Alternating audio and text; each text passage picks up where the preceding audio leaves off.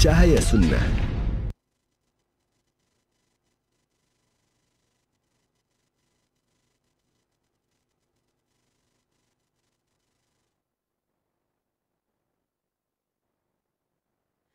Assalamualaikum warahmatullahi wabarakatuh. Alhamdulillahirabbil alamin, wassalatu wassalamu ala asrafil anbiya'i wal mursalin wa ala alihi wa ashabihi wa man tabi'ahum bi ihsanin ila yaumiddin, amma ba'd. Ikhwatal Islam rahimani wa rahimakumullah. Sahabat Roja dimanapun saat ini Anda bisa menyimak siaran kami, senantiasa lisan kita bersyukur seraya memuji kepada Allah atas segala nikmat dan karunia-Nya, sehingga pada kesempatan sore hari ini kita dapat berjumpa kembali melalui saluran tilawah Al-Quran dan kajian Islam, TV juga Radio Roja. Salawat dan salam semoga senantiasa terlimpahkan, tercurahkan kepada Nabi kita, Nabi Muhammad Sallallahu Alaihi Wasallam, untuk keluarganya, untuk para sahabatnya dan seluruh pengikutnya hingga akhir zaman nanti. Senang sekali kami dapat menghadirkan kembali bimbingan dan pelajaran yang insya Allah akan disampaikan oleh guru kita, Ustadz Abu Haidar As-Sundawi Hafidhullahu Ta'ala. Secara langsung kajian ini kami hadirkan di Masjid Agung Al-Ukhuwah, Jalan Wastu Kencana nomor 27 Kota Bandung, dari lanjutan nasihat bagi Rasulullah. Agama adalah nasihat, dan kali ini kita masuk pada pembahasan nasihat bagi Rasulullah Sallallahu Alaihi Wasallam. Seperti apa dan bagaimana keterangan dari beliau nanti kita akan simak kurang lebih 1,5 jam ke depan. Dan kami ingatkan untuk kalian yang bertanya seputar pembahasan ini, silahkan di layanan telepon 021 823 6543 atau melalui pesan singkat WhatsApp di nomor tersebut. Selanjutnya, kepada Ustadz kami persilakan, falyatafadhal mashkuran ya Ustadz. Bismillahirrahmanirrahim. Assalamualaikum warahmatullahi wabarakatuh. Alhamdulillahilladzi ba'atha fil ummiyina rasulan minhum يتلو عليهم آياته ويزكيهم ويعلمهم الكتاب والحكمة وإن كانوا من قبل لفي ضلال مبين وأشهد أن لا إله إلا الله الملك الحق المبين وأشهد أن محمدا عبده ورسوله الصادق الوعد الأمين والصلاة والسلام على أشرف الأنبياء والمرسلين وعلى آله وأصحابه أجمعين ومن تبعهم بإحسان إلى يوم الدين وبعد. Hadirin jamaah Masjid Agung Al-Ukhuwah Bandung, para pendengar Radio Tarbiyah Sunnah Bandung, pendengar Radio Roja di beberapa kota, pemirsa Roja TV, pendengar radio-radio lain, dan pemirsa beberapa TV lain, juga para netizen di mana saja Anda berada.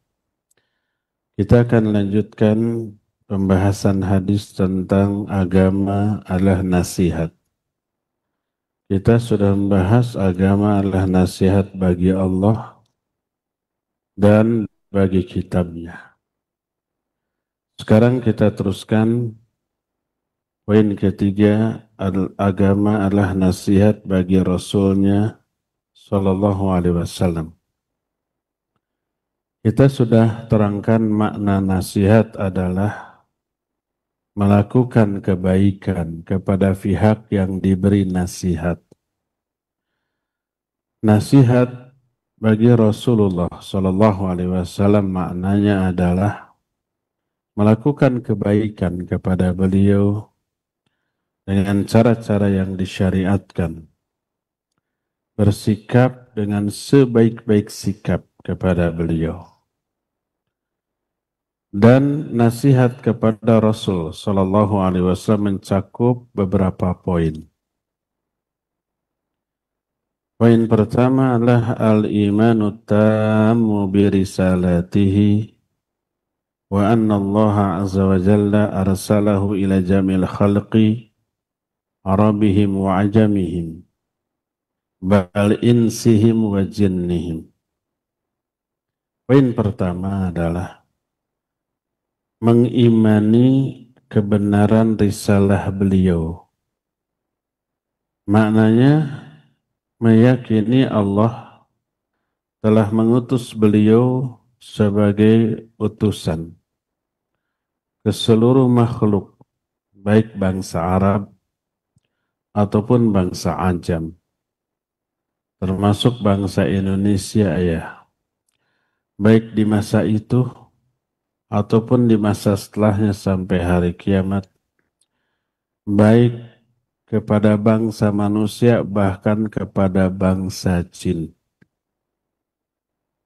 Bentuk kebaikan kita atau nasihat kita kepada Rasul SAW yang pertama adalah meyakini bahwa beliau adalah utusan Allah yang sebenar-benarnya.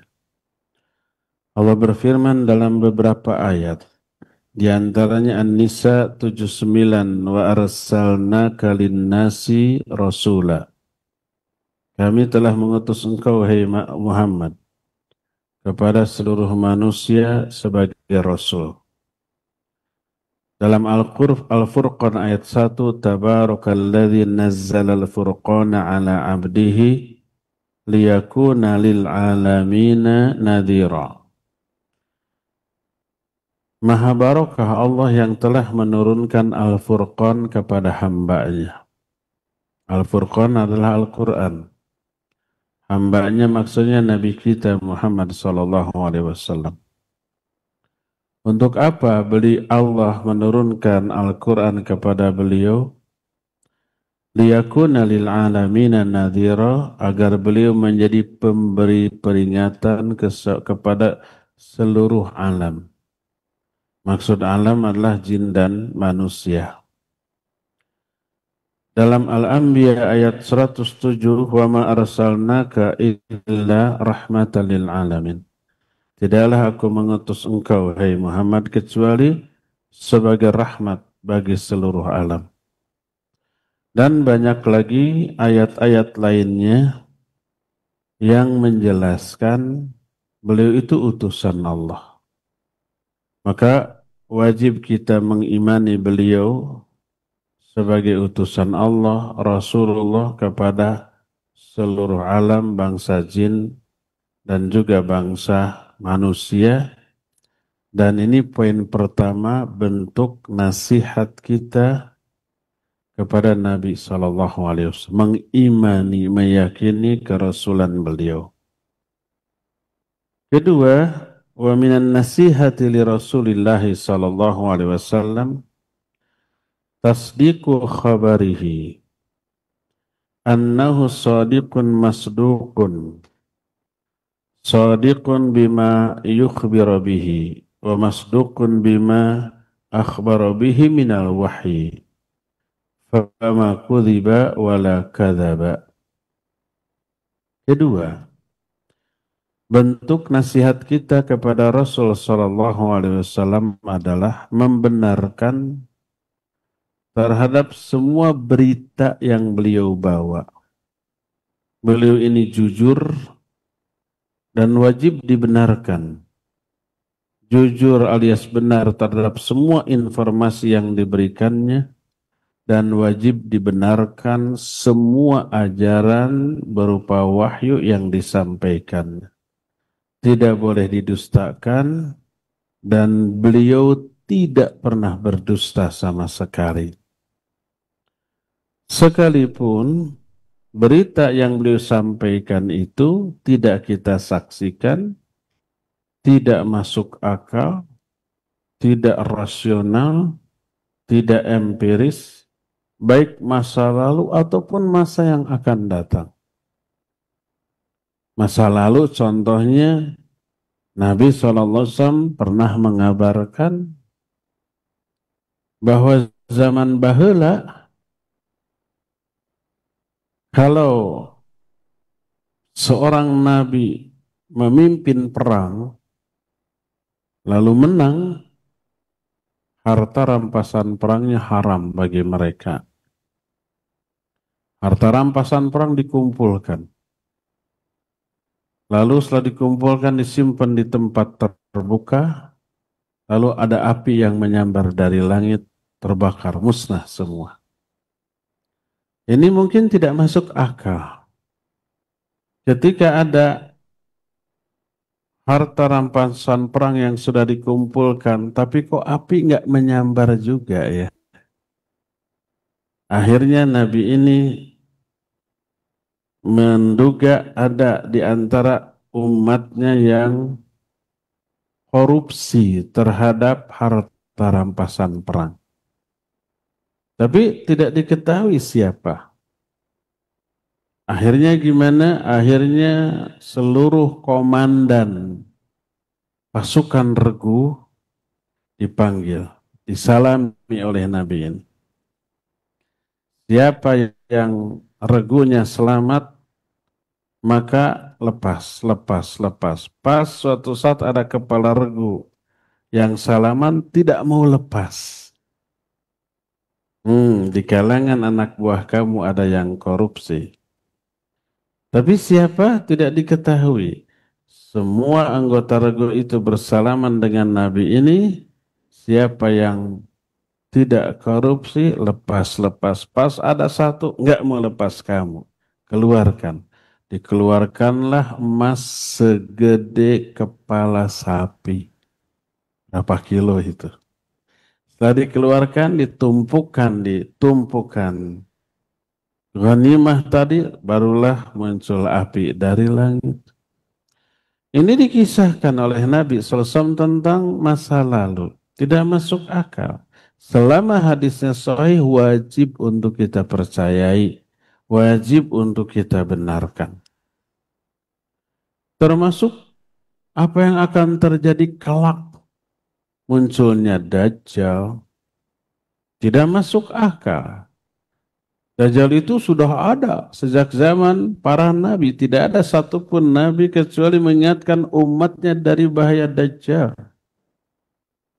Termasuk di zaman Nabi sudah ada, ya, berdasarkan kisah Tamim Ad-Dari yang diceritakan dalam hadis Sahih riwayat Imam Muslim. Kalau sampai sekarang masih hidup, sampai nanti akhir zaman nggak masuk akal. Dan Dajjal hanya 40 hari. Hari pertama lamanya sama dengan setahun, hari kedua sebulan, hari ketiga sepekan, hari keempat, dan seterusnya sama dengan hari-hari biasa. Dajjal itu punya kesaktian yang tak dimiliki bahkan oleh para nabi. Bisa merintahkan langit untuk menurunkan hujan atau tidak, memerintahkan tanah untuk menumbuhkan tumbuh-tumbuhan atau tidak, memerintahkan tanah untuk mengeluarkan harta simpanannya, menyuruh kambing-kambing untuk menghasilkan susu atau tidak, itu bisa. Tidak masuk akal. Nah, tapi itu dijelaskan dalam hadis yang mutawatir. Maka wajib kita percayai. Apalagi urusan akhirat, urusan alam kubur, urusan akhirat. Selama keluar dari mulut suci Nabi SAW didasarkan pada hadis yang sahih, mau masuk akal, mau tidak, mau realistis atau tidak, mau rasional atau tidak, selama hadisnya sahih wajib kita percayai. Dan itu bentuk nasihat kita kepada Rasul Sallallahu Alaihi Wasallam. Ketiga, wa minan nasihati li Rasulillah sallallahu alaihi wasallam sidqul ittiba' lahu bihaitsu la tatajawazu syari'atahu wa la tanqusu anha fataj'aluhu amamak fi jami'il ibadat. Fa inna Rasul sallallahu alaihi wasallam imamu hadhil ummah wa huwa matbu'uha wa la yahillu li ahadin ay yattabi'a siwah illa idza kana wasitatan bainahu wa bainar rasul. Di antara bentuk nasihat kepada Rasul sallallahu alaihi wasallam adalah ittiba dengan sebenar-benarnya kepada beliau. Ittiba itu mengikuti dalam bentuk tidak menambah-nambah syariat, tidak mengurangi, apalagi merubah. Engkau jadikan beliau sebagai imam di dalam semua ibadah. Karena Rasulullah SAW imam bagi umat ini, ikutan bagi umat ini. Tak halal seorang untuk mengikuti selain Nabi SAW. Dan kelak ini akan ditanya di alam kubur. Tahu enggak pertanyaan di alam kubur? 3, man rabbuka, wa madinuka, wa man nabiyuka. Siapa Rabbmu, apa agamamu, siapa nabimu? Ditanya tuh. Sejauh mana loyalitas kita, ittiba kita kepada beliau. Tidak ditanya siapa favorit kamu, ulama favorit kamu. Tidak, tapi Nabi SAW. Selain beliau tidak boleh diikuti. Kecuali seseorang yang menjadi wasilah antara kita dengan Nabi SAW. Tanpa orang ini kita tidak bisa mengikuti Nabi SAW. Boleh orang ini kita ikuti dengan alasan menjadi perantara yang menyebabkan kita bisa mengikuti Nabi dengan sebenarnya. Siapa orang ini? Para ulama. Ulama ahli hadis. Dari mana kita mengetahui Nabi begini dan begitu? Dari hadis. Siapa yang mengetahui hadis? Para ulamanya. Para ulama membeberkan dalam kitab-kitabnya. Kita mengenal Imam Bukhari, Imam Muslim, Imam Abu Daud, Imam An-Nasai, Imam At-Tirmidzi, dan para mudawin hadis. Dalam masalah fiqih kita mengenal Imam Abu Hanifah, Imam Malik, Imam Syafi'i, Imam Ahmad, Imam Sufyan Ats-Tsauri, Sufyan Uyainah, dan yang lain-lainnya. Mereka tahu bagaimana akidah Nabi SAW, ibadahnya, muamalahnya, akhlaknya melalui hadis yang sampai ke mereka. Melalui mereka kita tahu bagaimana pengamalan Nabi SAW. Para ulama itu wasilah, perantara, jembatan yang bisa menyampaikan amalan kita kepada amalan Rasul SAW. Dan ini diperintahkan oleh Al-Quran. Fas'alu ahla dzikri in kuntum la ta'lamun. Ikuti, tanya ke ahlinya. Kalau kalian tidak tahu. Siapa yang ahli tentang Quran Sunnah? Ya para ulama. Ya boleh kita umpamai, ada ayat, baca terjemahannya, fahami sendiri. Ada hadis, baca terjemahannya, difahami sendiri. Ini berbahaya. Pertama, kalau hadis kita tidak tahu sahih tidaknya. Kedua, kalau tahu sahih juga syarahnya, penjelasannya, jangan menurut kita, menurut ahlinya. Fas'alu ahla dzikri in kuntum la ta'lamun. Jangankan urusan agama, urusan dunia saja. Kita sakit, mulas, panas. Apa kita cari obat sendiri? Tidak. Tapi kita ke dokter, karena dokter ahlinya. HP kita rusak. Kita punya akal. Apa kita bongkar sendiri? Tidak. Tapi ke ahlinya. Mobil, motor, barang-barang elektronika rusak. Kita punya akal. Apa kita bongkar sendiri? Tidak. Ke ahlinya. Ahlinya yang akan membetulkan semua kerusakan lebih cepat. Kalau kita yang membongkar, rusak, tambah parah. Apalagi dalam masalah agama. Harus lebih ketat lagi daripada itu. Serahkan ke ahlinya. Idza wusidal amru ila ghairi ahlihi fantadhiris sa'ah. Kalau suatu urusan diserahkan bukan kepada ahlinya, tunggu saat kehancurannya. Jadi bagi orang-orang awam yang tidak tahu bagaimana cara Nabi beramal, cara Nabi beribadah, cara Nabi berakhlak, bermuamalah, ikuti penjelasan para ulama tentang masalah itu. Inilah poin yang ketiga, bentuk nasihat kita kepada Rasul Sallallahu Alaihi Wasallam. Bentuk yang keempat, wa minan nasihati li Rasulillah sallallahu alaihi wasallam adzabu an syariatihi wa himayatiha. Fadzabu anha bi alla yantaqisaha ahadun. Wadzabu anha bi alla yazida fiha ahadun ma laysa minha. Fatuharibu ahlal bid'ah al-qauliyah wal fi'liyah wal aqliyah. Di antara bentuk nasihat kita kepada Rasul sallallahu alaihi wasallam adalah membela syariatnya, melindungi, menjaga syariatnya, kemurnian dari syariatnya. Membela jangan sampai ada orang yang mengurangi syariat, mempreteli. Contohnya, ada orang berijtihad dengan ra'yunya untuk mengganti kurban dengan uangnya aja, sodakohkan. Karena kalau berkurban dengan kambing, nggak semua orang suka kambing. Tapi kalau dengan uangnya manfaat. Akhirnya ijtihad ini bisa menghapus syariat kurban.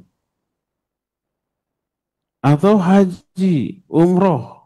Daripada haji umroh berdesak-desakan, apalagi sudah pernah haji, lalu haji lagi, pernah umroh, lalu umroh lagi. Lebih baik disodakohkan.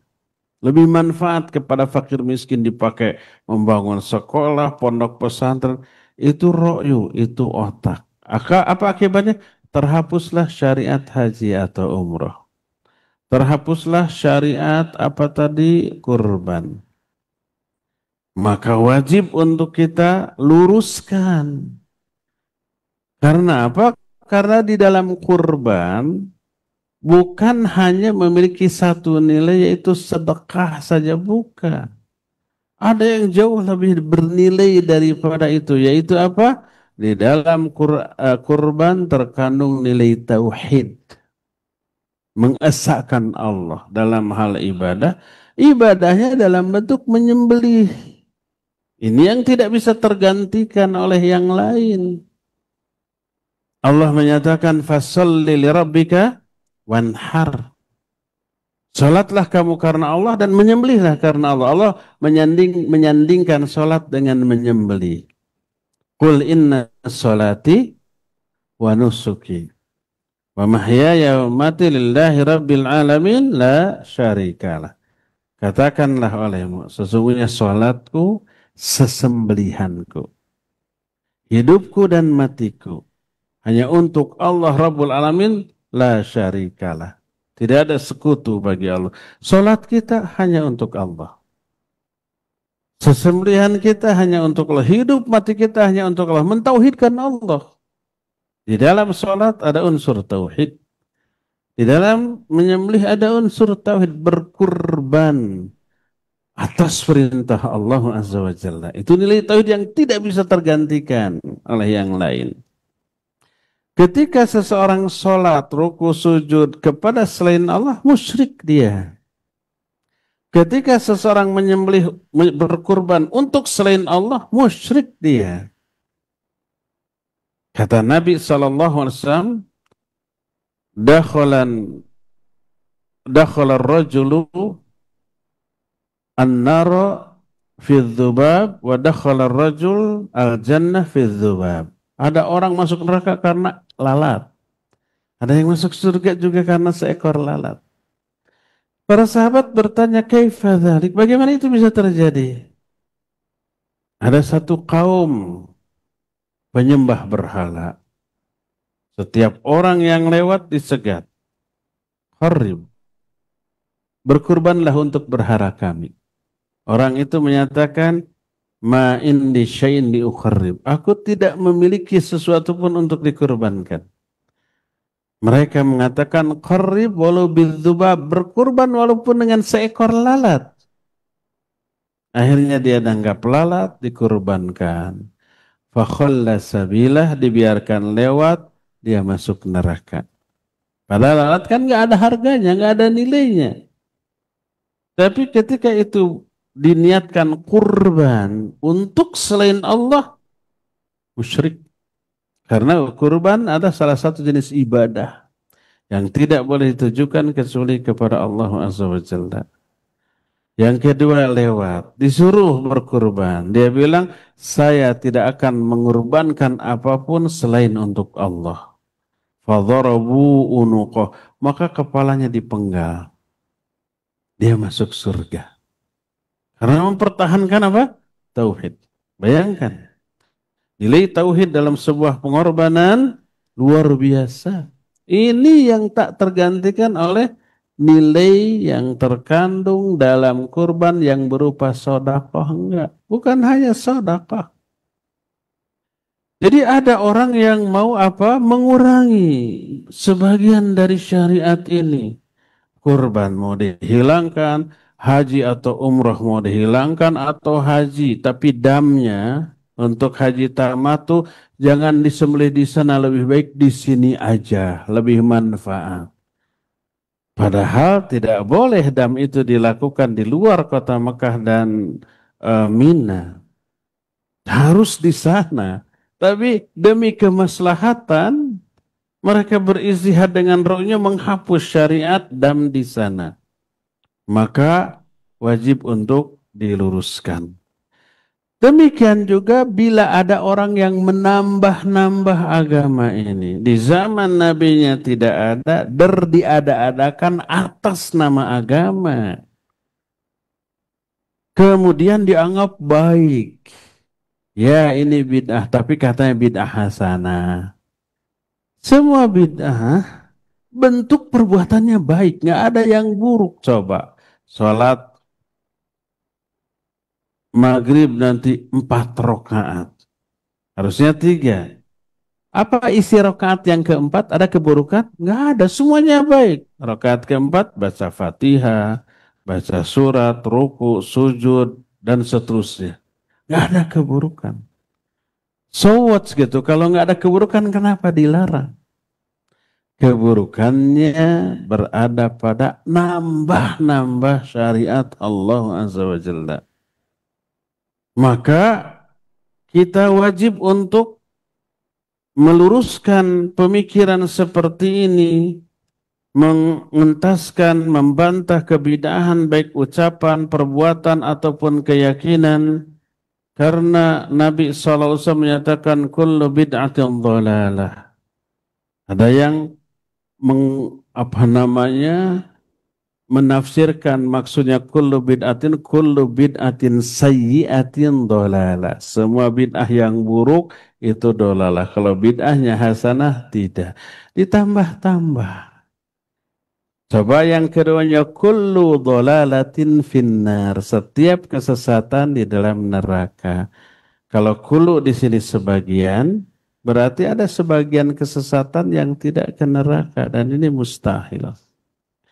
Karena itulah maka setiap tambahan dalam agama adalah penyimpangan. Kata Imam Malik, apa yang tidak menjadi agama di zaman Nabi dan sahabat tidak akan pernah menjadi bagian dari agama ini sampai hari kiamat. Maka setiap tambahan yang berupa kebid'ahan dalam agama harus kita luruskan dan setiap pengurangan harus kita cegah. Karena apa? Karena menjaga kemurnian dari ajaran Nabi SAW. Kalau setiap orang dibebaskan berkreasi, menciptakan ritual yang dia anggap baik, nanti agama ini sudah berubah berbeda dengan agama di zaman Nabi SAW. Padahal agama bukan hasil kreasi manusia. Agama itu Allah yang bikin, Allah yang menetapkan. Nggak boleh kita mengada-ada atas nama agama, padahal muncul dari pikiran kita, dari perasaan kita. Nabi aja dilarang mengada-adakan sebagian aturan atas nama Allah. Jangankan aturan, sebagian perkataan atas nama Allah saja dilarang. Walau taqawwala alaina ba'dal aqawil la akhadna minhu bil yamin thumma laqata'na minhul watin. Seandainya Muhammad mengada-ada sebagian perkataan atas nama kami, apalagi sebagian aturan atas nama Allah, yang tidak Allah wahyukan, yang tidak Allah instruksikan, hanya dari pikirannya sendiri, kami akan pegang dengan tangan kanan kami, lalu kami potong urat lehernya seketika itu juga. Itu Nabi diancam begitu. Nggak boleh nambah-nambah asal dari pikiran dan perasaan. Apalagi kita semua yang jauh di bawah Nabi segala-galanya. Ya. Karena itulah maka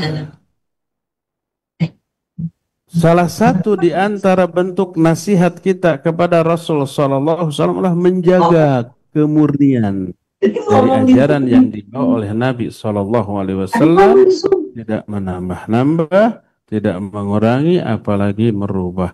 Ini khusus dalam masalah agama. Adapun di luar masalah agama, urusan dunia, kemudian dijadikan sebagai alat ibadah, alat dakwah, nggak masalah urusan dunia mah.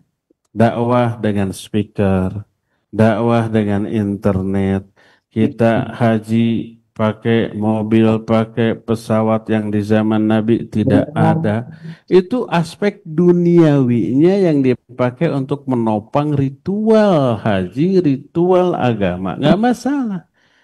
Yang tidak boleh berubah adalah ritual agamanya ini. Ya. Inilah yang keempat. Yang kelima. Wa minan nasihati lin Nabi sallallahu alaihi wasallam ihtiramu ashabihi wa ta'dhimuhum wa mahabbatuhum. Lianna sahbal insan la syakka annahum khasatuhu minan nas wa akhassun nasi bihi. Walihada kana sahabatu radhiyallahu anhum khairul qurun li'annahum ashabu Rasulillah sallallahu alaihi wasallam. Faman sabba as-sahabah aw abghadahum aw lamazahum aw asyara ila syai'in bibuhtan fa innahu lam yansah li Rasulillah sallallahu alaihi wasallam. Kelima, di antara bentuk nasihat kepada Rasul sallallahu alaihi wasallam adalah menghormati, mengagungkan dan mencintai para sahabat Nabi. Kenapa? Karena sahabat dari seseorang adalah orang-orang spesial, orang-orang khusus, orang-orang terdekat yang menyerap seluruh attitude, karakter, perbuatan, kebiasaan dari sahabatnya. Almar'u ala dini khalili. Falyandur ahadukum mayyukhal. Seseorang itu agamanya sangat dipengaruhi oleh agama kawannya. Jadi sahabat ini memberikan pengaruh influencer. Dan Nabi SAW memiliki pengaruh terbesar kepada para sahabatnya.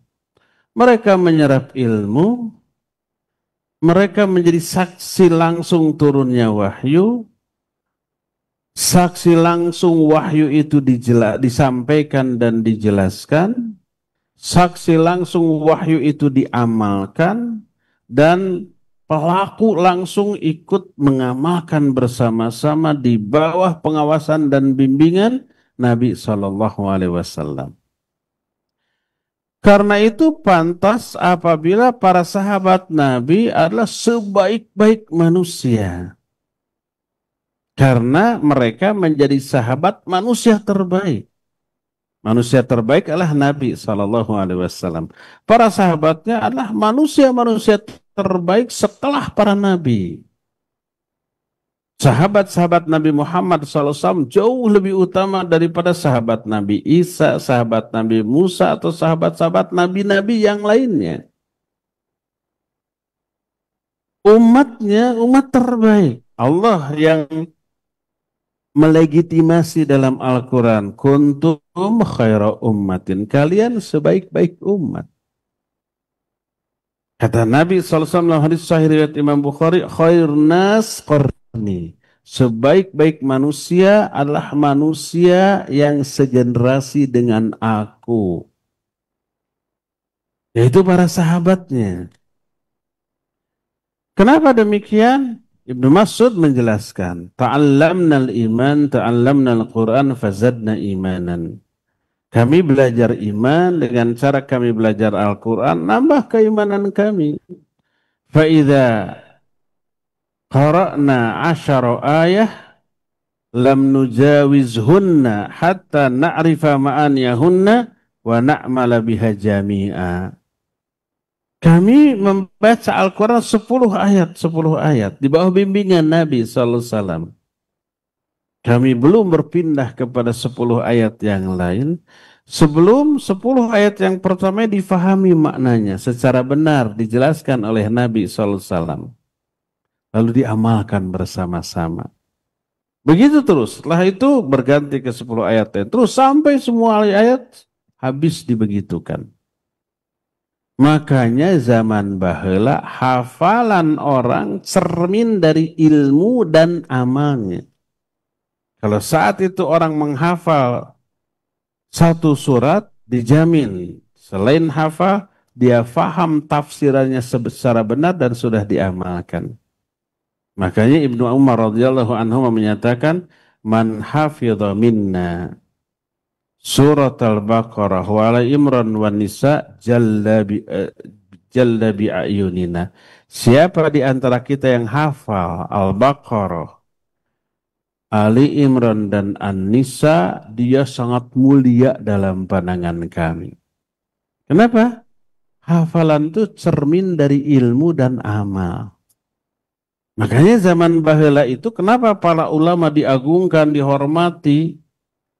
Karena ilmu mereka itu cermin dari amal.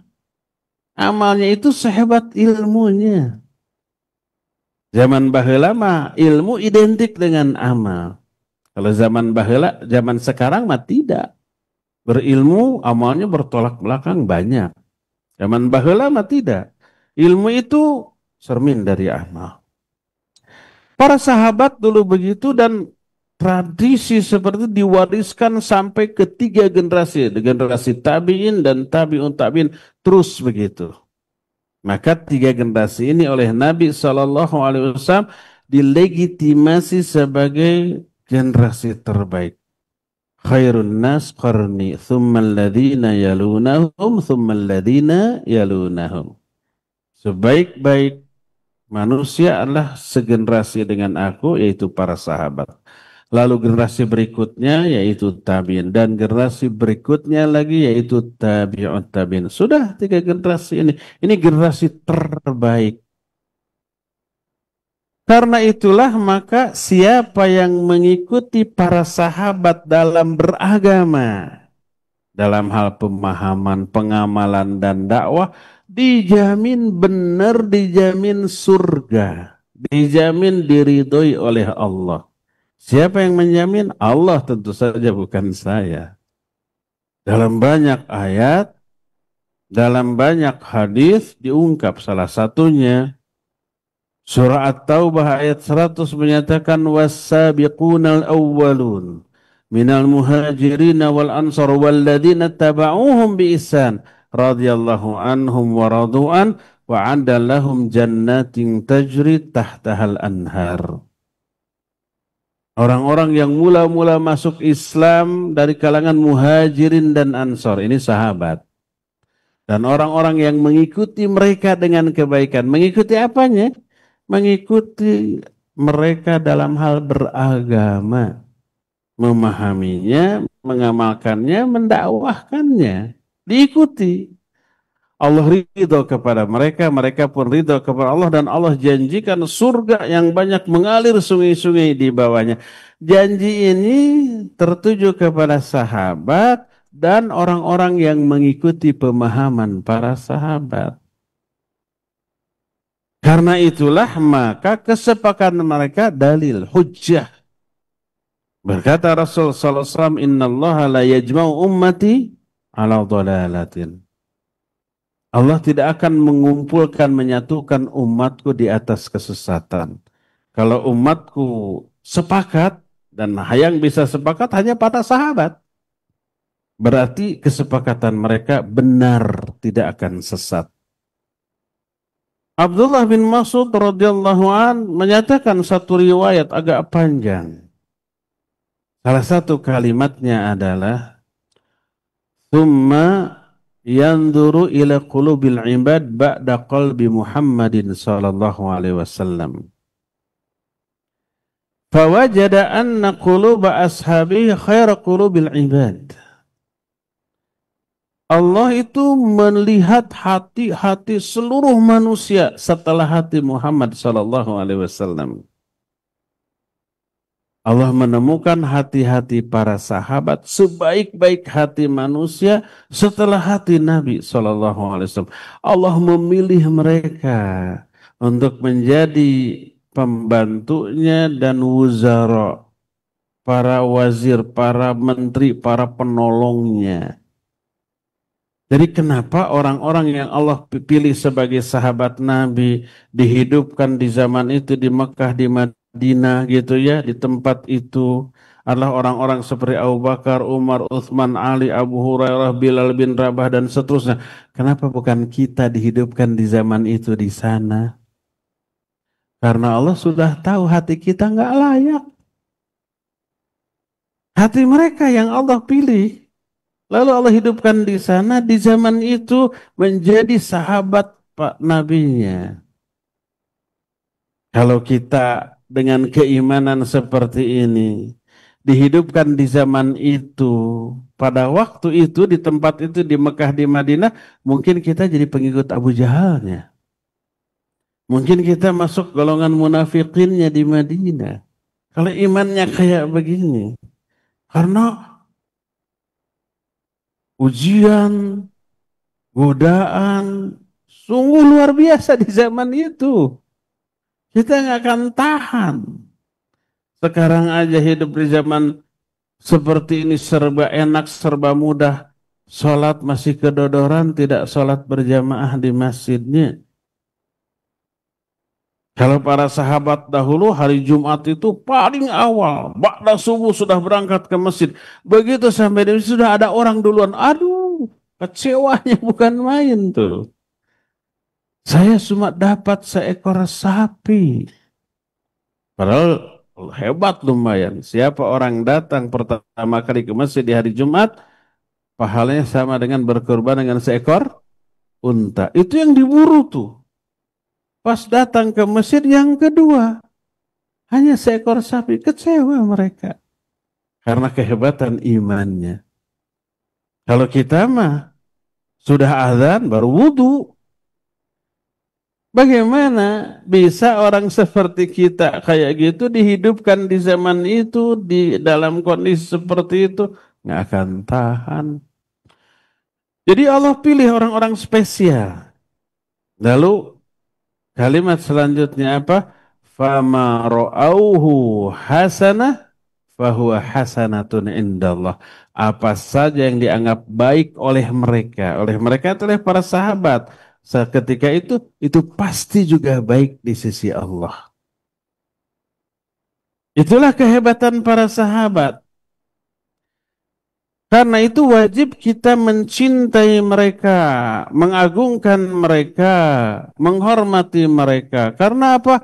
Karena merekalah Islam ini sampai kepada kita. Karena merekalah ajaran mulia ini, hadis ini sampai kepada kita. Karena mereka, kita tahu tata cara sholat Nabi SAW.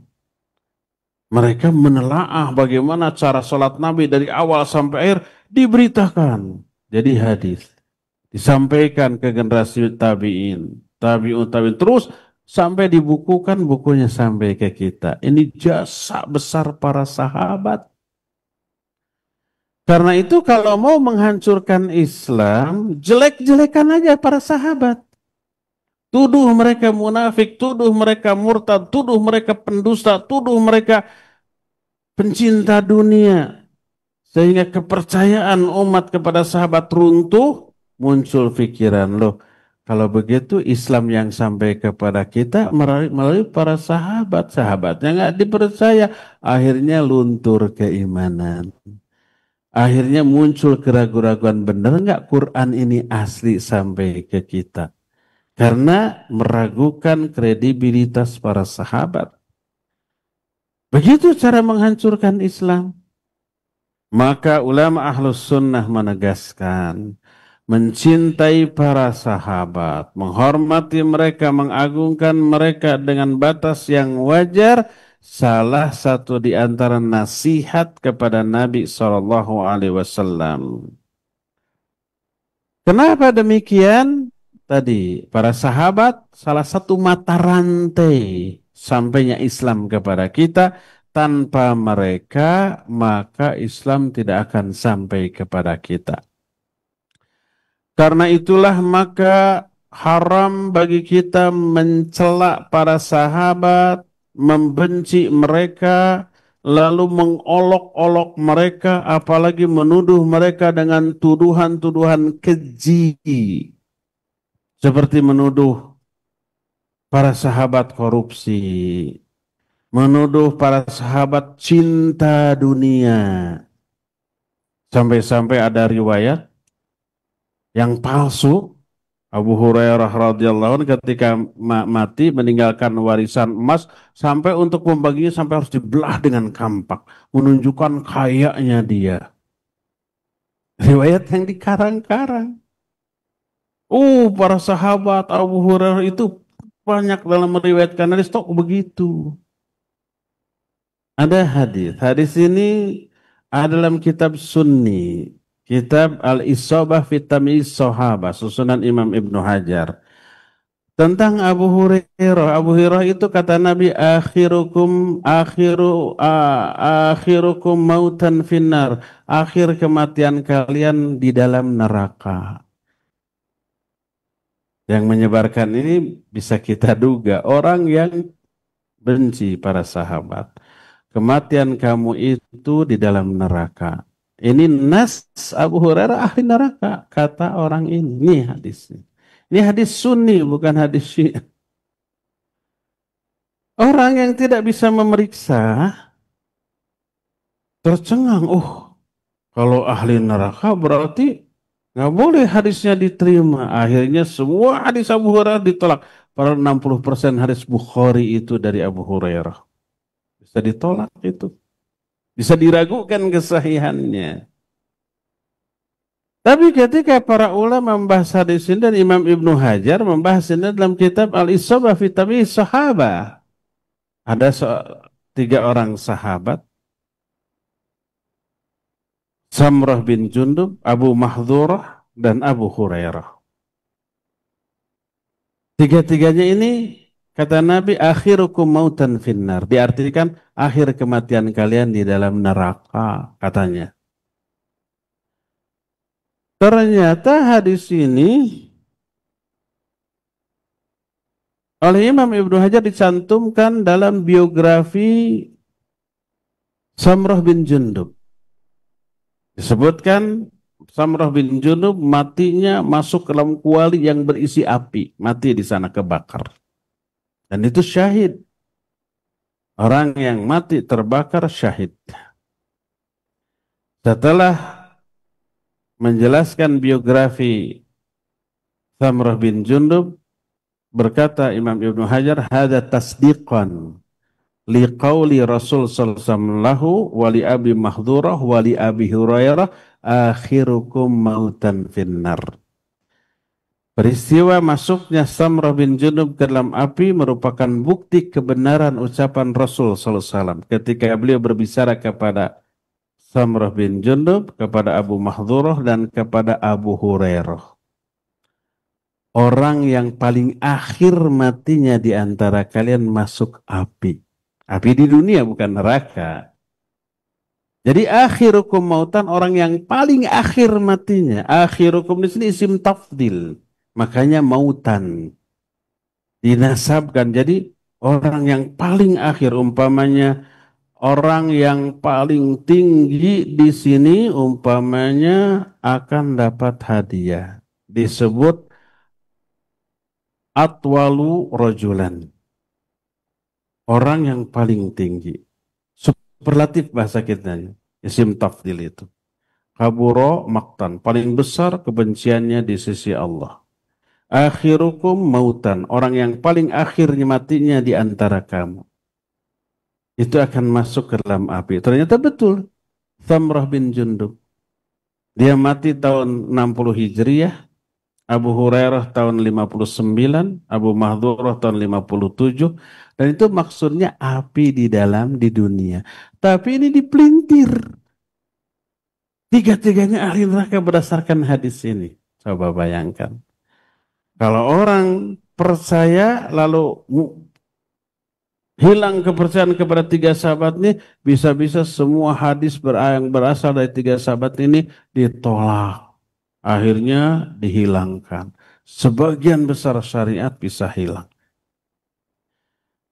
Karena itu tidak boleh mencela para sahabat. Nabi SAW menyatakan, La tasubu ashabi. Jangan kalian mencela sahabat-sahabatku. Mencelaknya, membencinya adalah bagian dari kemunafikan. Mencintainya, menghormatinya, mengagungkannya, bagian dari iman. Karena apa? Karena sahabat salah satu mata rantai sampainya Islam kepada kita. Dan sahabat itu bukti keistimewaan Nabi SAW. Orangnya istimewa, sahabat-sahabatnya pasti istimewa juga. Kalau para sahabat dikafirkan, dimurtadkan, berarti Nabi gagal dalam membina umat. Berarti Nabi SAW gagal dalam mendidik, mengarahkan, dan mendakwahi mereka. Itu buktinya pada murtad. Dan tidak ada seorang pun yang akan berpikir seperti itu kalau pikirannya jernih. Terlebih ada ayat yang memuji para sahabat, ada hadis yang memuji juga para sahabat, bahkan keunggulan para sahabat sudah tercantum di dalam kitab-kitab Taurat dan Injil sebelum datangnya Islam. Allah menyatakan di dalam surah Al-Fath ayat yang terakhir, ayat yang ke-29 tentang para sahabat, Allah menyatakan, "Dzalika mathaluhum fit Taurat wa mathaluhum fil Injil." Itulah gambaran para sahabat yang telah Allah terangkan dalam kitab Taurat dan juga dalam kitab Injil. Diterangkan karakter para sahabat. Karena itu, maka salah satu di antara bentuk nasihat kepada Nabi SAW lah ihtiram kepada para sahabatnya, mencintai mereka, dan menjadikan mereka sebagai rujukan di dalam beragama ini. Inilah 5 poin bentuk-bentuk nasihat kita kepada Nabi SAW. Pertama, meyakini kebenaran risalahnya. Kedua, mempercayai semua berita yang beliau sampaikan. Ketiga, ittiba dengan sebenar-benarnya, mengikuti beliau dengan sebenar-benarnya. Yang keempat, membela, melindungi kemurnian dari agama yang beliau bawa. Dan yang kelimanya adalah ihtiram dan ta'zim serta mencintai para sahabatnya. Inilah ikhwah kajian kita di sore hari ini, cukup sampai di sini dan kita masih punya sisa waktu untuk bertanya jawab khusus hari Jumat. Tanya jawab diperuntukkan bagi pendengar dan pemirsa Radio dan TV Roja. Kepada Akhi Ari di studio Radio Roja Cilengsi, dipersilakan untuk memandu tanya jawab dengan pendengar dan pemirsa. Wa sallallahu ala nabiyina Muhammadin wa ala alihi wa ashabihi wassalam. Silakan Ari. Taib, Ustaz, barakallahu fikum. Jazakallahu khairan atas bimbingan dan pelajaran yang telah disampaikan khususnya di kesempatan sore hari ini. Semoga Allah Subhanahu wa taala memberkahi pertemuan kita dan berikan taufik untuk kita bisa memahami dan mengambil banyak faedah dari pembahasan Ustaz di kesempatan kali ini. Berikut kami bacakan pertanyaan dari Yusuf di Tangerang. Ustaz, mohon dijelaskan berkaitan dengan hadis yang mengatakan bahwa tidak seorang pun di antara kamu atau kalian selamat karena amalannya. Kemudian sahabat bertanya, "Ya Rasulullah, apakah termasuk engkau?" Rasul bersabda, "Termasuk aku. Hanya saja Allah meliputi rahmatnya." Mohon penjelasan hal tersebut, Ustaz. Jazakallahu khairan. Baik, barakallahu fiik. Yusuf di Tangerang ya. Ya, hadisnya adalah tak ada seorang pun di antara kalian yang masuk surga karena amalnya. Para sahabat bertanya, "Wala anta ya Rasulullah, apakah engkau juga tidak?" Padahal amal Nabi luar biasa, hebat. Beliau menyatakan, "Wala ana, aku pun tidak masuk surga karena amalku. Kecuali Allah menganugerahiku, mencurahkan rahmatnya kepada diriku." Jadi seseorang tidak masuk surga karena amalnya, tapi karena rahmat Allah Azza wa Jalla. Ini pernyataan hadis. Tapi di dalam ayat ada penjelasan orang masuk surga karena amal. Allah Azza wa Jalla di beberapa ayat menyatakan, "Udkhulul jannata bima kuntum ta'malun." Masuklah kamu ke dalam surga bima kuntum ta'malun, karena amal-amal yang kamu lakukan. Huruf bi di sana bi sababiyah, sebab amal yang kamu lakukan. Fala ta'lamu nafsu ma ukhfiya lahu min qurrati a'yun jazaa'an bima kanu ya'malun. Seseorang tidak mengetahui kenikmatan apa yang Allah sembunyikan bagi mereka berupa kebahagiaan. Jazaan sebagai balasan bima kanu ya'malun, karena amal-amal yang mereka lakukan. Jadi di dalam ayat dikatakan orang masuk surga karena amalan. Di dalam hadis dikatakan orang masuk surga karena rahmat, bukan karena amalan. Apakah ini bertolak belakang? Menurut orang awam sepintas iya, tapi menurut para ulama tidak. Mereka membedah ini dengan keilmuan mereka. Di antara Imam Ibnu Qayyim rahimahullah kitab Miftahud Daris Sa'adah, la yadkhulul jannata ahadun bi amalihi. Seseorang tidak akan masuk surga karena amalnya. Bi di sini disebut bi lil muqabalah, bukan bi sababiyah. Maksud muqabalah itu adalah upah. Maksudnya adalah balasan bagi amalnya. Karena apa? Karena nggak sebanding. Amalnya nggak seberapa, balasannya surga. Surga ini bukan balasan bagi orang yang beramal. Karena tadi tidak sebanding sama dengan begini. Saya sering jelaskan. Tolong sapu ini teras 2x3. Nanti saya kasih uang 10 miliar. Layak nggak 10 miliar jadikan upah nyapu teras 2x3? Enggak layak. Jadi uang 10 miliar itu bukan upah bagi nyapu karena nggak layak. Terus karena apa itu? Itu rahmat. Jadi si orang yang nyuruh itu sayang, cinta kepada ini, mau ngasih 10 miliar gitu. Tapi ingin membuktikan layak nggak orang ini disayangi, dikasih tolong sapu. Akhirnya nurut, oh layak, nurut dia. Akhirnya dikasih 10 miliar. Bukan upah tapi kasih sayang kita kepada dia. Surga bukan balasan yang layak bagi amalan.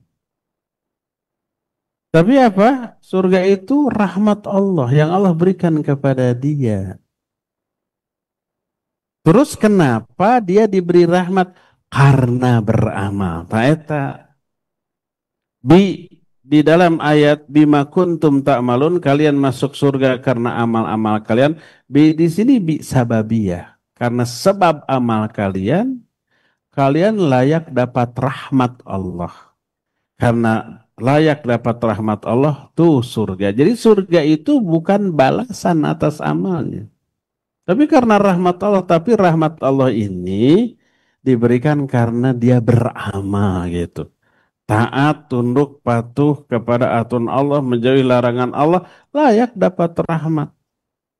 Nah, bukti dapat rahmatnya surga. Jadi surga bukan muqabil, bukan upah bagi amalan. Tapi surga itu karena rahmat Allah, tapi rahmat Allah teraih karena sebab amalan tadi. Jadi itulah penjelasan Imam Ibnu Qayyim dalam kitab Miftahud Dari Sa'adah. Di dalam ayat la yadkhulul jannata ahadun bi amalihi, seseorang tidak masuk surga karena amalnya. Bi di sini bi mil muqabalah. Artinya surga bukan upah bagi amalannya, bukan. Tapi rahmatlah yang menyebabkan dia ke surga, tapi rahmat disebabkan karena amalan. Dengan demikian, terdudukanlah dua dalil yang sepintas seperti bertolak belakang ini. Demikianlah penjelasan para ulama tentang hal ini. Wallahu a'lam bishawab. Silakan lagi Ari. Baik Ustaz, barakallahu fikum. Terima kasih atas nasihat dan jawabannya. Berikut kami akan persilahkan bagi Anda yang ingin menghubungi kami via telepon, silahkan 0218236543. Assalamualaikum warahmatullahi wabarakatuh. Waalaikumsalam warahmatullahi wabarakatuh. Dengan Bapak siapa di mana, mohon maaf? Dengan keadaan dari Cianjur. Silahkan Bapak keadaan di Cianjur, pertanyaannya. Assalamualaikum Pak Ustadz, izin bertanya. Ini tentang masalah membacakan surat Yasin kepada yang mau meninggal. Bagaimana derajat hadisnya Ustadz? Kalaupun misalkan sahih, apakah surat Yasin itu dapat hanya sekedar disunahkan dibaca atau ada keutamaan tertentu, misalkan bisa memperlancar untuk sakaratul maut atau seperti apa Ustaz? Baik, cukup. Ya. Assalamualaikum warahmatullahi wabarakatuh. Waalaikumsalam warahmatullahi wabarakatuh. Silakan Ustaz. Taufik. Membacakan surah Yasin kepada yang meninggal ada hadisnya, ada hadisnya. Salah satunya dinukil oleh Imam Ibnu Hajar dalam kitab Bulughul Maram. Berkata Nabi SAW,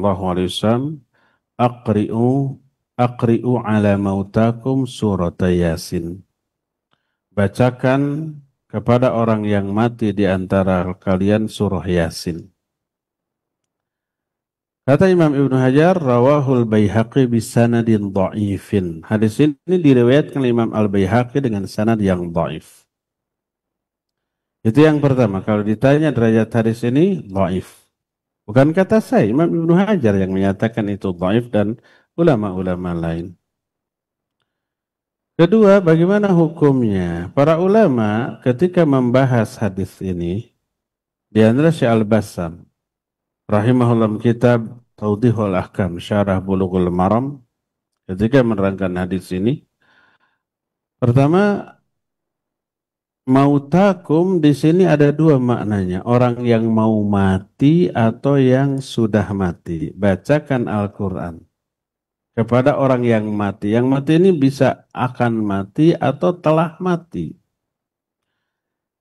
Dan yang lebih kuat adalah kepada orang yang akan mati. Berdasarkan banyak dalil lain, laqinu mautakum la ilaha illallah. talqinkan orang yang mautakum. Maksud mautakum orang yang akan mati, bukan yang mau mati. Talqinkan la ilaha illallah kepada orang yang akan mati. Supaya kalimat terakhir yang keluar dari mulutnya adalah kalimat tauhid. Dan itu husnul khatimah. Bukan kepada yang mati. Kalau yang mati ditalqin la ilaha illallah percuma. Tidak akan bisa apa? Mengikuti lagi. Karena itulah yang dimaksud aqri'u ala mautakum surat Yasin, bacakan surah Yasin kepada orang yang akan mati. Ini yang pertama. Tapi dari hadis tadi banyak orang yang mengamalkannya membacakan surah Yasin setelah mati kan. Kalau orang mati sore besok mau dikuburkan semalaman dibacakan apa? Surah Yasin. Mungkin pengamalan hadis ini. Pertama hadis ini dhaif, yang kedua maksud mautakum itu orang yang akan mati. Keduanya membacakan surah Yasin kepada orang yang akan mati. Apakah hukumnya bid'ah? Tidak. Orang yang paling keras kepada kebid'ahan dia adalah Syekhul Islam Ibn Taimiyah rahimahullahu ta'ala membolehkan ini.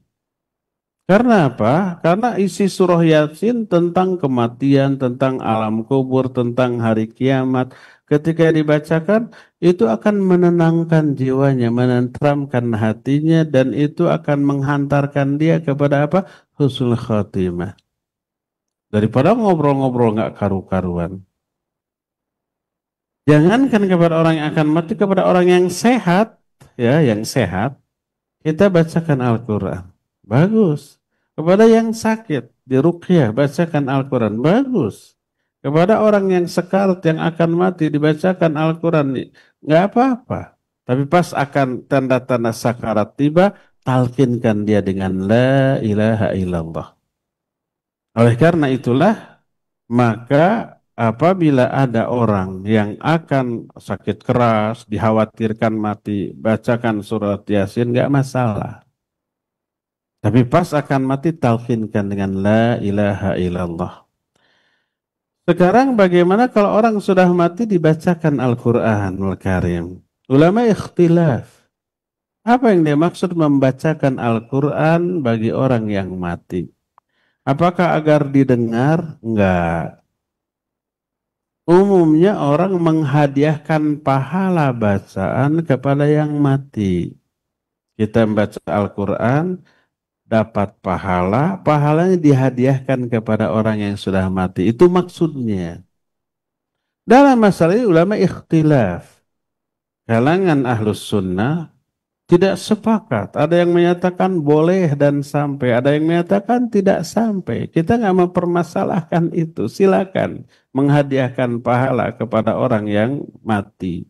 Baik bacaan Quran atau yang lain. Imam At-Tahawi dalam kitab Aqidah At-Tahawiyah menetapkan satu judul bab Ihda'us Thawab, menghadiahkan pahala. Para ulama Ahlus Sunnah mengakui nggak masalah dengan catatan ikhlas. Tapi kalau besok saya bacakan satu penuh Al-Quran 30 juz, satu juz sejuta. Jadi 30 juz 30 juta. Berlima, masing-masing 6 juz gitu. Masing-masing 6 juta sewa dibayar. Nggak akan ada pahala. Karena bukan lillahi ta'ala. Tidak ikhlas karena Allah, tapi karena uang. Kalau nggak dibayar mau? Nggak mau, udah capek. Berarti bukan karena Allah. Kalau nggak ada pahala, apa yang akan dihadiahkan kepada orang yang mati? Kan ada ya, grup tim gitu. Pembaca Al-Quran 30 juz bagi orang yang sudah mati. Di kuburan. Pasang tenda. Siapkan kopi, siapkan macam-macam. Kita nggak tahu apakah benar nggak, tamat nggak gitu ya. Tapi dibayar nggak? Dibayar. Kalau nggak dibayar nggak mau, udah capek, dikerubuti, nyamuk, ngantuk, dingin gitu, nggak dibayar nggak mau. Berarti bukan lillahi ta'ala. Berarti karena uang, tidak ikhlas, nggak akan ada pahala. Lalu apa yang akan dihadiahkan? Nah, jadi yang dimaksud menghadiahkan pahala bacaan Al-Quran, kita sebagai anaknya atau siapapun baca Al-Quran dengan niat pahala baca Al-Quran kita hadiahkan kepada orang yang sudah mati. Itu yang disepakati bolehnya, boleh, nggak apa-apa. Adapun kalau umpamanya menjadi bisnis, lalu dibayar, ditarif, tak akan ada pahala, maka tak ada yang bisa dihadiahkan kepada orang yang sudah mati tersebut. Wallahu a'lam. Silakan Ari, terakhir ya. Baik Ustaz, terakhir kami akan sampaikan dari pertanyaan yang telah masuk. Assalamualaikum warahmatullahi wabarakatuh, dari Abdullah di Cilengsi yang bertanya, Ustaz, bagaimana kita menyikapi sebagian manusia yang berdalih dengan mencintai dan mencontoh Rasulullah Shallallahu Alaihi Wasallam? Sekelompok orang ini yang mengaku keturunannya ingin diperlakukan khusus, bahkan kalau kita mempelajari sejarah Rasulullah pun tidak pernah diperlakukan seperti permintaan mereka. Nah, bagaimana menyikapi dakwah yang mereka sampaikan ini, Ustaz? Silakan. Baik, barakallahu fiik.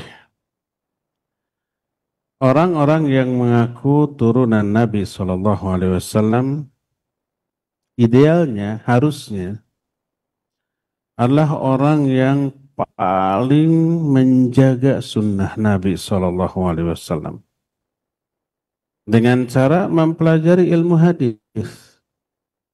Harusnya mereka lah orang-orang yang paling ahli dalam ilmu hadis, dirayah hadis, riwayat hadis, mustalahul hadis. Harusnya mereka yang paling menguasai. Nggak ridho kalau ada orang ngarang-ngarang hadis palsu atas nama kakeknya, buyutnya, nabinya sallallahu alaihi wasallam. Ini kakek saya kok. Jangan sembarang ngomong atas nama kakek saya. Harusnya kan begitu ya. Harusnya paling ketat. Kalau ada orang mengumumkan Nabi berkata, mana riwayatnya? Dalam kitab apa? Sahih atau tidak? Mestinya begitu. Sunnah-sunnah Nabi dijaga. Jangan sampai ada yang ditambah, dikurang, apalagi dirubah. Sebagai wujud nyata kecintaan yang sebenarnya kepada kakek buyutnya Nabi Sallallahu Alaihi Wasallam. Mestinya begitu. Itu yang pertama. Kedua, sebagai turunan Nabi Sallallahu Alaihi Wasallam, mereka harus mewarisi akhlak Nabi Sallallahu Alaihi Wasallam, ibadah Nabi Sallallahu Alaihi Wasallam. Apa akhlak Nabi? Tawadhu, tidak gila hormat, tidak gila kemuliaan, tidak ingin dicium tangan bolak-balik sampai basah. Tapi kalau umpamanya ini tidak diwarisi, bukannya humble, bukannya rendah hati, malah ingin diagungkan, ingin dihormat. Kalau ketemu harus cium tangan bolak-balik, cium kaki. Kalau datang atau pergi tidak boleh membelakangi, harus mundur. Ini bukan warisan Nabi SAW, ini bukan akhlak Nabi SAW. Sebagai keluarga Nabi harus mewarisi kerendahan hatinya, ketawaduannya, tidak gila hormat, tidak gila penyanjungan, tidak gila ini, gila itu, apalagi harta. Yang kedua begitu, harus tawadu. Malu kalau mengaku turunan Nabi tapi akhlaknya bejat. Malu harusnya mengaku turunan Nabi tapi omongannya kasar. Lalu berdalil Nabi juga kalau khutbah matanya merah. Itu kalau khutbah. Dan isinya walaupun sangat kenceng, nggak ada celaan kepada pribadi. Ini mah kerasnya teh ya khutbah, yang ngomong, ya ceramah, yang ngobrol terus keras. Dan isinya celaan. Beda, salah penerapan dalil. Jadi harusnya malu kalau memiliki akhlak yang memalukan, nanti mencoreng citra Nabi Shallallahu Alaihi Wasallam. Ya, yang kedua, yang ketiga, sebagai keluarga Nabi mestinya haram bagi mereka zakat, infak, sedekah. Karena Nabi SAW mengharamkan bagi diri dan keluarganya sedekah, termasuk zakat, infak, ya haram, tidak boleh. Suatu saat Nabi SAW menemukan sebutir kurma Beliau mengambil diberikan kepada para sahabat. Beliau menyatakan, seandainya aku tidak khawatir ini sedekah, niscaya akan aku makan. Tapi khawatir ini sedekah haram bagi beliau dan bagi itu anak turunannya. Maka tidak boleh beliau menampung infak, zakat, sedekah untuk dirinya. Menampungnya boleh, tapi membagikan. Karena Nabi juga mengambil zakat, infak, sedekah, tapi kemudian dibagikan kepada fuqara dan masakin. Beliau sendiri mengharamkan infak, zakat, dan sedekah bagi dirinya. Kalau ghanimah, ya halal. 1/5 bagi beliau. Tapi kalau sedekah, maka haram bagi dirinya, ya. Jadi idealnya kalau ada orang yang ngaku turunan Nabi Sallallahu Alaihi Wasallam, warisi 3 hal. Pertama, keilmuannya tentang sunnah Nabi, tentang hadis Nabi Sallallahu Alaihi Wasallam. Bukan sebaliknya, sembrono mengarang-arang hadis palsu, hadis dhaif, hadis sahih, nggak ada bedanya. Isinya menggiring orang untuk memuliakan dirinya. Demi termuliakan dirinya dikarang cerita-cerita palsu atas nama Nabi Sallallahu Alaihi Wasallam. Ini memalukan. Ini yang pertama. Yang keduanya tadi mewarisi akhlaknya, ketawaduannya, kehebatan ibadahnya. Jangan sampai ngaku turunan Nabi dikenal akhlaknya buruk, sikapnya kasar, kan memalukan. Yang ketiga, jangan mata duitan gitu. Karena Nabi SAW mengharamkan sedekah dan beliau orang yang paling zuhud terhadap harta dunia, ya. Inilah penjelasan dan kajian kita di sore hari ini. Cukup sampai di sini. Insya Allah kita akan lanjut kajian ini di hari Jumat yang akan datang. Subhanakallahum bihamdik. Asyhadu an la ilaha illa anta. Astaghfiruka wa atubu ilaik. Walhamdulillahi rabbil alamin. Wassalamualaikum warahmatullahi wabarakatuh. Waalaikumsalam warahmatullahi wabarakatuh. Jazakallahu khairan wa barakallahu fikum, kami ucapkan kepada Ustadz Abu Haidar As-Sundawi hafizallahu ta'ala. Di tengah-tengah kesibukan beliau di dalam berdakwah dan mengajar, menyempatkan waktunya guna menyampaikan bimbingan dan pelajaran dari pembahasan agama adalah nasihat. Dan di kesempatan kali ini kita masuk dari nasihat bagi Rasulullah Sallallahu Alaihi Wasallam. Kami hadirkan secara langsung kajian ini dari Masjid Agung Al-Ukhuwah, Jalan Wastu Kencana, nomor 27, Kota Bandung. Semoga Allah memberkahi pertemuan kita dan menjaga Ustadz serta rekan-rekan kami yang ada di Kota Bandung yang turut menyelenggarakannya, turut membantu terselenggaranya kajian di kesempatan sore hari ini. Kami yang bertugas mengucapkan terima kasih kepada sahabat Roja dimanapun Anda berada, dan mohon maaf apabila ada kekurangan dalam menghadirkan program acara ini. Kami akhiri, subhanakallahumma bihamdika, asyhadu alla ilaha illa anta, astaghfiruka wa atubu ilaik. Wassalamualaikum warahmatullahi wabarakatuh.